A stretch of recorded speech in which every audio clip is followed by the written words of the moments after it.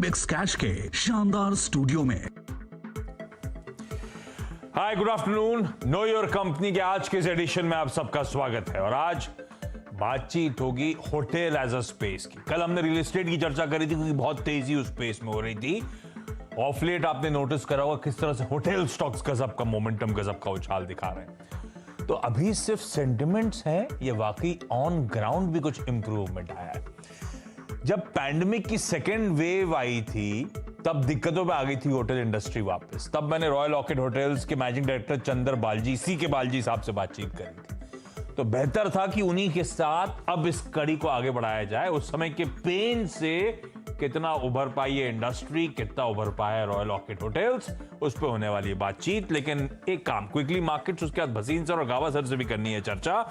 तो मार्केट्स तो खैर आज सब लोग जानते ही होंगे, गजब का मूव बन रहा है भारतीय बाजारों में, गजब का उछाल, 1.25% से ज्यादा की मजबूती के साथ इस समय कामकाज होता हुआ और एक ट्रेंडिंग डे आपकी स्क्रीन पे प्ले आउट होता हुआ। और जबकि फेड से जो डर था कि अनाउंसमेंट आएगा कि दरें तो नहीं बदलेंगे, लेकिन टेपरिंग बॉन्ड खरीद प्रोग्राम उसको रिड्यूस करना शुरू हो जाएंगे, वो सब क्लैरिटी दे दी है। इस साल के अंत से पहले शुरू हो जाएगा, वो सब जैसा दिक्कत वाली बात थी सब कुछ आ गई। लेकिन क्या वो इवेंट प्ले आउट हो गया? तो बाजार में इनहेरेंट स्ट्रेंथ थी, वो आप एकदम स्क्रीन पे नजर आती हुई बड़ा इवेंट निकलने के बाद। दूसरी वो इशू थी एवरग्रांडे को लेकर, वो चाइना का रियल एस्टेट मेजर, तो उसने भी कह दिया भाई ऑनशोर जो आज बॉन्ड कूपन्स पे करने हैं उसको हम पे करेंगे, डिफॉल्ट नहीं करेंगे।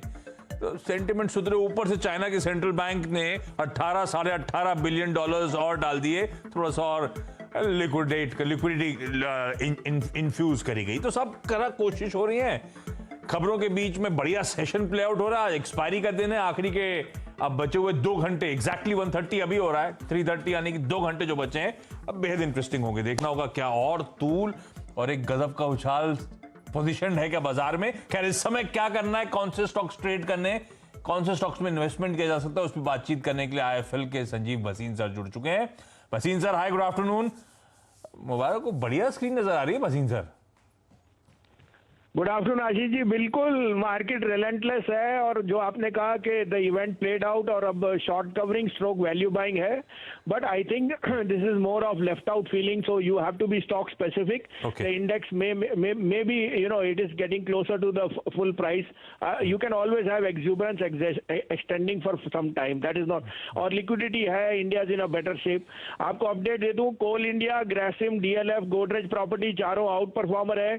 कल आपको मैंने बोला था बैन पीरियड में है, लेकिन इंडिया पुल डिलीवरी लेके रखो।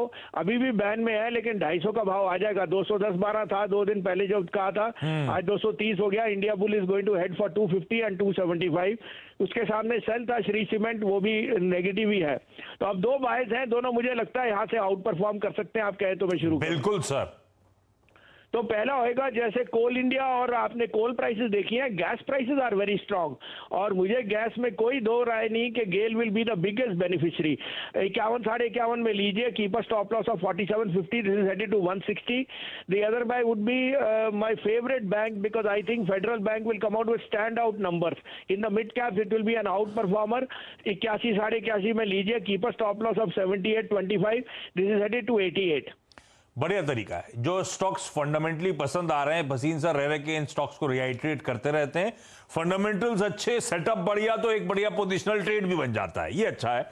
गेल, भसीन सर ने कहा था ये स्टॉक अच्छा लग रहा है फंडामेंटली और रह के पिक भी आ रही है, अच्छी मजबूती बना रहा है। 160 तक के टारगेट्स यहां पर। मिड कैप्स में कई बार भसीन सर ने जब भी बैंक्स को मेंशन करा है, फेडरल बैंक को मेंशन करा है कि इस बार जब नंबर्स आएंगे अक्टूबर में, अगले महीने, तो फेडरल बैंक के नंबर्स आपको शायद पॉजिटिवली सरप्राइज करें। तो वो फंडामेंटल ट्रिगर किकर बना हुआ है, साथ साथ पोजिशनली भी अच्छा खड़ा हुआ है। खरीदारी करिए, यहां पे भी 88 तक के लेवल्स यहां पे हासिल होंगे। और गावा सर को अब स्क्रीन पे, भसीन सर थैंक यू। गावा सर हाय, गुड आफ्टरनून। आज तो बढ़िया दिन है, खुलते खरीदा क्या वो, और कल लिया था क्या जाते जाते फाइनली? हाँ, खरीदा और बेचा। कल जो खरीदा था वो आज बेचा, फिर एक खरीद के फिर एक बेच दिया। अब देखूं क्या कर रहा हूँ। अब नेक्स्ट वीक के लिए खरीदारी का मन बना के रखा हुआ है। नेक्स्ट वीक मुझे 18,000 नजर आता है। ये अभी से कब आएगा मुझे पता नहीं। अगर डिप कोई मिलेगा आज तो आज खरीदूंगा, कल मिला तो कल खरीदूंगा, कब खरीदूंगा मुझे पता नहीं, लेकिन मुझे 18,000 नजर आता है। ऐसी कुछ बात है तो खरीदना चाहिए, सिंपल। तो डिप जो 18,000 तो ठीक है, यहां से 200 सवा 200 पॉइंट के आसपास के अपटिक हैं, इन लेवल्स पे नहीं खरीदना चाहते आप, थोड़ा और कंफर्ट नहीं, चाहिए माइंड के लिए। वो कंफर्ट कहां पे आ रहा है आपका? नहीं कंफर्ट तो यहाँ पर भी है। मुझे 18,000 जब नजर आता है, कोई ओनली थिंग स्टॉप लगाना पड़ता है कहीं पर। समझो कि अभी जैसे कि अगर देखें तो मुझे लगता है 17,700 बहुत ही स्ट्रॉन्ग सपोर्ट जोन है।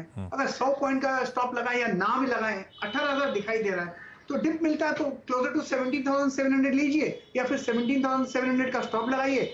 18,000 पॉसिबल। तो यहां से लेकर 17,700 तक की जर्नी अगर नीचे की तरफ खुलती है तो हर डिप्स पे बाय करने के मौके होंगे, तो वो उतना कंफर्ट बढ़ता जाएगा, उतनी बढ़िया मार्जिन ऑफ सेफ्टी होगी आपके लिए। टारगेट्स 18,000 के हैं जो अब अगले हफ्ते हम उस पर कूच करते हुए नजर आएंगे। तो नया गाना और सब कुछ सेलिब्रेशन का मोड ले आना चाहिए। एक चीज और, गावा सर को जरा फुल स्क्रीन दिखाइए डायरेक्टर साहब। ये या तो आप खिड़की के पास पहुंच गए हो या खिड़की का पर्दा आज खुला है। ये साइड में धूप क्यों आ रही है? आमतौर पर आती नहीं थी। मैं कम पर्दा बंद कर देता हूं क्योंकि मुझे वो वहां के बाहर के बर्ड्स होते हैं ना। ना आप खोले रखो। अरे नहीं, मैं से पूछ रहा था कि आज क्या सिस्टम इधर उधर कुछ लोकेशन बदली क्या, इसलिए पूछ रहा था मैं। नहीं, लोकेशन नहीं बदली। क्या है कि ट्रेडिंग जो गेम है बहुत लोनली गेम है, अकेले हो जाते हैं, तो कुछ ना कुछ चाहिए पास में, कुछ बर्ड्स हो, ग्रीनरी हो, वो जरूरी है। ना तो मैं हूं ना, आप अगर प्रॉफिट शेयर करने को तैयार हो तो मैं आपके बगल में दिन भर बैठा रहूंगा। अरे वाह, मैं आ जाता हूँ स्टूडियो, आप बोलो तो। ऐसी क्या बात है? ठीक है गावा सर, चलिए अब मुझे मतलब खरीदना है अगले हफ्ते तक 18,000 के टारगेट्स, 17,700 लेवल नीचे की तरफ टूटता नजर नहीं आ रहा है, तो यहां पे या यहां से कोई भी डिप्स वहां तक 17,700 तक के खरीदूंगा। 18,000 तक के टारगेट्स इवेंचुअली शायद निफ्टी इस मोमेंटम में हासिल करता हुआ नजर आएगा। हम रिकॉर्ड हाइस के बहुत करीब आप इस समय ट्रेड कर रहे हैं। सेंसेक्स ने ऑलरेडी जड़ दिया, रिलायंस इंडस्ट्रीज रिकॉर्ड जड़ चुका है। रिलायंस इसलिए मेंशन कर रहा हूं कि देश की सबसे बड़ी कंपनी, और अब निफ्टी 50 जो है इसके रिकॉर्ड हाइस हैं 792.95, 793। जैसे ही छुएगा मेरी टिकर टीम ऑब्वियस है कि सबसे पहले आपको अपडेट कर देगी, तो एक बार रिविजिट कर लेंगे मार्केट्स को। अब लेकर आइए चंदर बालजी साहब को, CK Balaji managing director Royal Orchid hotels के, आपको आपकी स्क्रीन पे नजर आएंगे। चंदर सर स्वागत है आपका। चंदर सर, मैं मेंशन कर रहा था कि आपसे ही हमने वो सेकेंड वेव जब पैंडेमिक की आई थी, जब मैं घर से शो करने पड़ रहे थे मुझे, तब आपसे बातचीत करी थी। तब आपकी सबसे शुरुआती लाइन थी, दिक्कत लाइफ में बहुत आती हैं, ये थोड़ी ज्यादा हो गई है ना। तो सेकेंड वेव के बाद अब तब से लेकर अब तक तस्वीर कितनी बदली सर? हालात कितने पटरी पे आए? आप सबके होटल स्टॉक्स तो छाए हुए हैं, रोज खरीदारी हो रही है, गजब का मूड बन रहा है, तो इक्विटी स्टॉक मार्केट वाले तो मान रहे सब अच्छा हो गया, हुआ क्या अच्छा? बिल्कुल बात उनकी ठीक है। देखिए ना, अभी आप जुलाई से, जब मैंने उस टाइम भी प्रेडिक्ट करा था कि जुलाई से सिचुएशन, जुलाई से अगस्त कहा था आपने, हाँ जुलाई से सिचुएशन इंप्रूव हुई, तो जुलाई अच्छा गया है, अगस्त बहुत अच्छा गया है, सितंबर अभी बहुत ही अच्छा जा रहा है। तो क्या है कि हम लोग ना 2019 के फिगर से अब कंपेयर करते हैं, तो पिछले साल तो भूल जाइए, ठीक है। वो कंपेयर करते करते हमारे सबको टारगेट दिया है कि हमारा ग्रॉस ऑपरेटिंग प्रॉफिट जो है वो ईयर बिफोर लास्ट के टाइम पे मिलना चाहिए हमारे को, ठीक है। दो चीजें हुई हैं, एक तो जो ARR जो है ना वो अभी भी डाउन है, ठीक है, वो अभी भी डाउन। ARR मतलब औसत रूम दरें जो है अभी भी नीचे है, तो रूम रेट जो है, रूम रेट जो है ना वो अभी भी गिरे, क्योंकि सप्लाई इतनी है, रूम रेट अभी भी गिरे हुए। अच्छा, ऑक्यूपेंसी लेवल अभी सितंबर में वो 2019 लेवल पे आ गई। वो क्या था?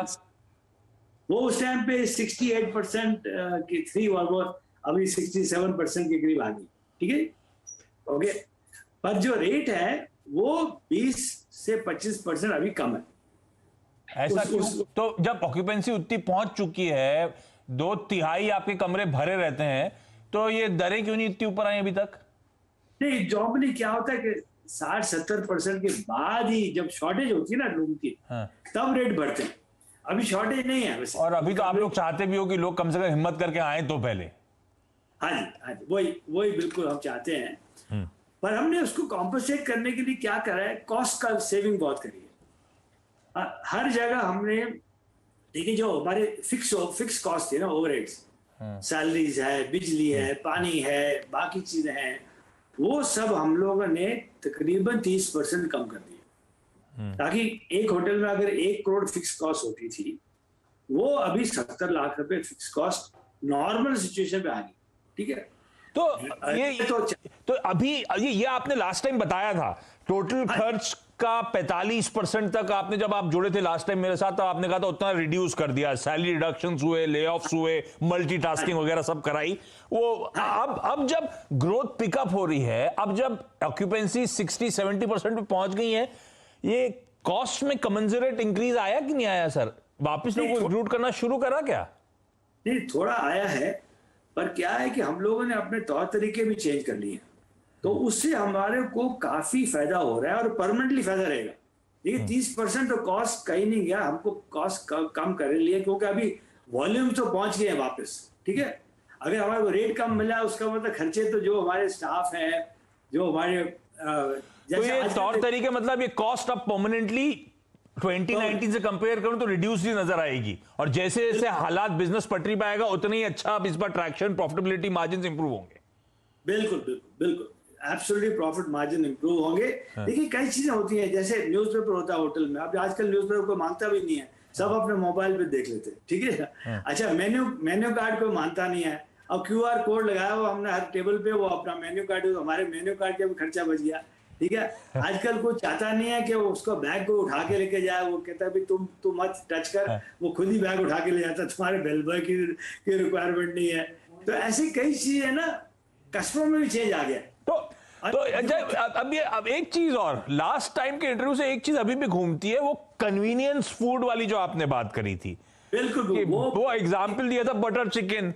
बटर चिकन, ये शैल सर आ गए अगले शो के लिए, आपको आपकी स्क्रीन पे पीछे जाते हुए नजर आ रहे हैं, उनसे अभी बातचीत करूंगा।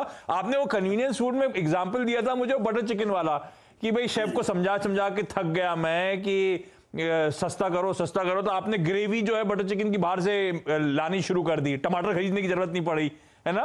वो सब आपने मेंशन करा था। अब ये सब चीजें वापस रीइंस्टोर करी नहीं करी? शेफ की स्किल्स को यूज कर रहे हैं कि अब नहीं कर रहे? अभी तो सब वो सिस्टम ही बना दिया ये है कि वो स्टैंडर्ड चीजें हम लोग बाहर से खरीद रहे हैं, हर एक चीज बाहर से खरीदे हैं। जैसे छोटी चीजें हैं स्नैक्स की, अभी समोसे हैं मैं आने वाला था समोसे पे ही, वो एक ऐड भी आया था, वो मेन्यू कार्ड में लिखा रहता है वो फला फला dipped in rich sauce and this that, और बाहर जाके वो समोसा ले आता है दुकान से। ये मामला ऐसे ही चल रहा है क्या सर?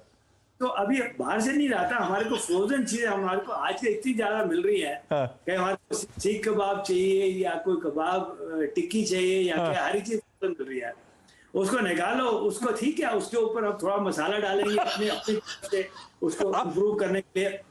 तो किचन का सिस्टम भी ना, एक तो वेस्टेज बहुत कम होगी किचन में, ठीक है, तो और दूसरा वो वेरिएबल कॉस्ट होगी, क्योंकि पहले जैसे इडली बनाते थे हम लोग, अच्छा, बड़ी आते थे मिक्स, अब क्या है इडली मिक्स रेडी लेते हैं, जितनी इडली चाहिए उतनी इडली बना देता है। इतने सारे खाने की बात करते हो, लंच के टाइम पे मुझे भूख लगने लगती है आपसे जब भी इंटरव्यू होता है।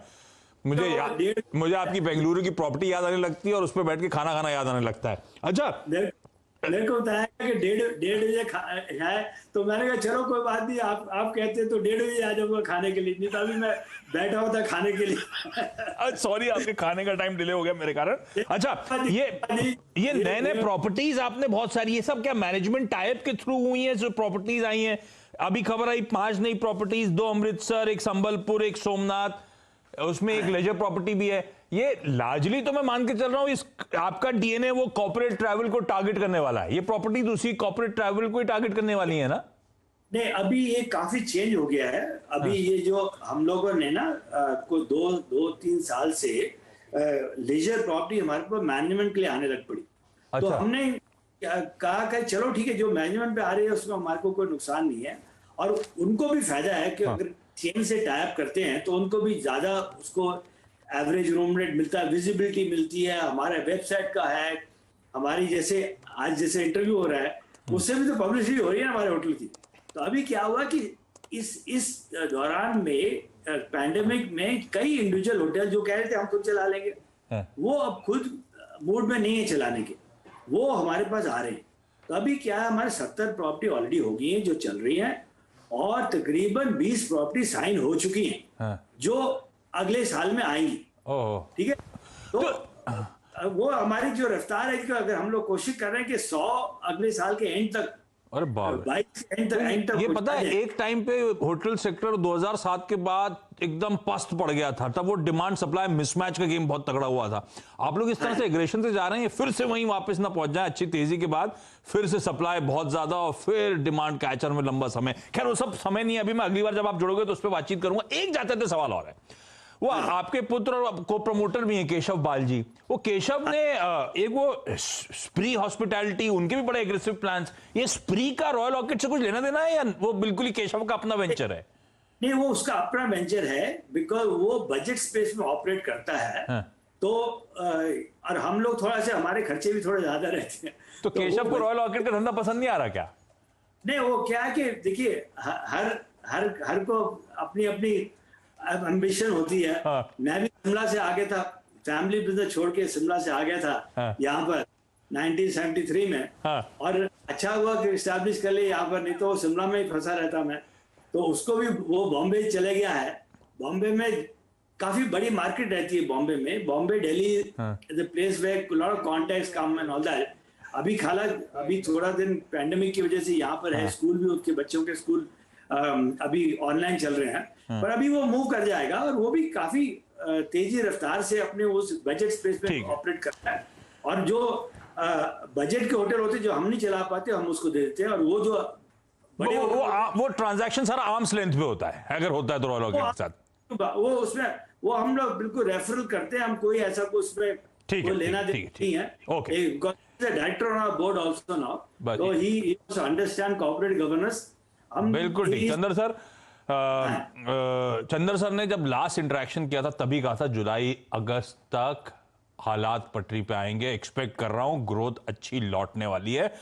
और देखिए अगस्त से कैसे तस्वीर बदली और कैसे अब स्टॉक मार्केट जूली रिवॉर्ड कर रहा है सारे स्टॉक्स को, अच्छी तेजी। Chandar sir thank you so much, बढ़िया इनसाइट्स हमेशा देने के लिए और अपने किचन तक की सारी डिटेल्स हमारे साथ ऑन एयर शेयर करने के लिए। ब्रेक ले रहा हूं, ब्रेक के उस पार शैल सर को तो आपने देख लिया आते हुए, वीरू दिल्ली में बैठ चुके हैं, इन दोनों से करेंगे बातचीत।